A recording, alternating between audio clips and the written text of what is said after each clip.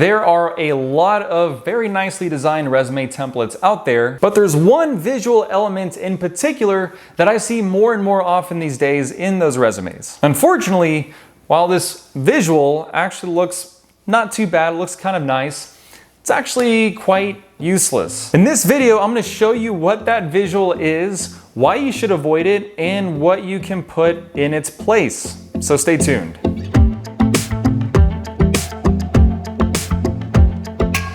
Hey folks, Richard Walls here, helping you with career development and personal finance. So if either of those two topics are of interest to you, make sure to subscribe down below and hit the notification bell so you get notified when I post new content. So with that said, let's get to it. A resume is supposed to be a pretty simple document that communicates your experience, your education, your skills, your achievements, and ultimately, this is supposed to culminate in communicating your value proposition. You also want to be concise.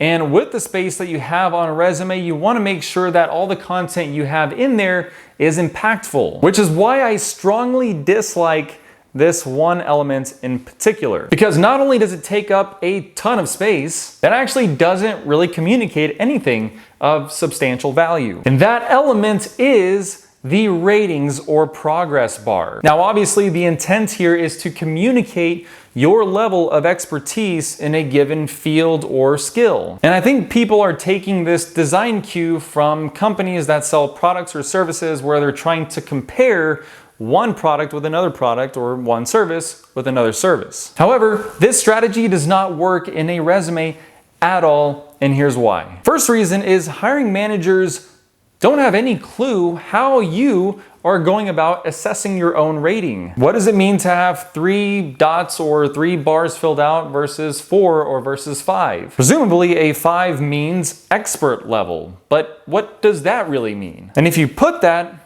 are you an expert? And if so, by what measure? Is your definition of what it means to be an expert the same as someone else's definition? Or is there even a globally recognized definition? For example, if you think you're an expert in Excel because the most sophisticated function you can use is a VLOOKUP, but someone else's definition of expert level would include having a mastery of VBA to create complex macros, then that's not really the same, is it? So how's a recruiter or a hiring manager going to know that this person defined it this way, this other person defined it this other way? Now the third point here is it takes up substantially more space than what a simple 1 or 2-liner would show, where you're just listing out in text, I have experience in this, this coding language, or this software. And really that's all you need to really communicate your skills, because guess what's also going to communicate your expertise?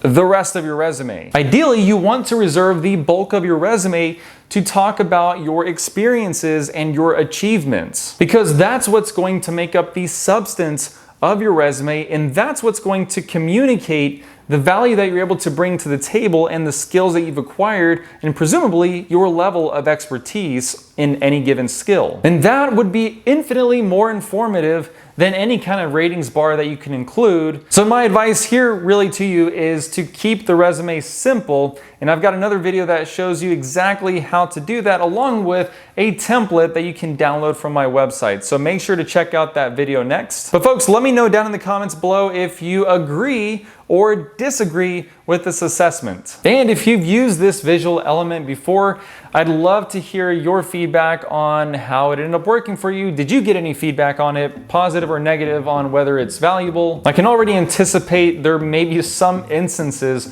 where it may make sense, but again, by and large, I stand by what I said. I still think there's better ways to communicate your value, your skill, and your expertise. But I'll leave it at that. Welcome any comments down below. So with that said, thank you so much for watching, and I'll see you around.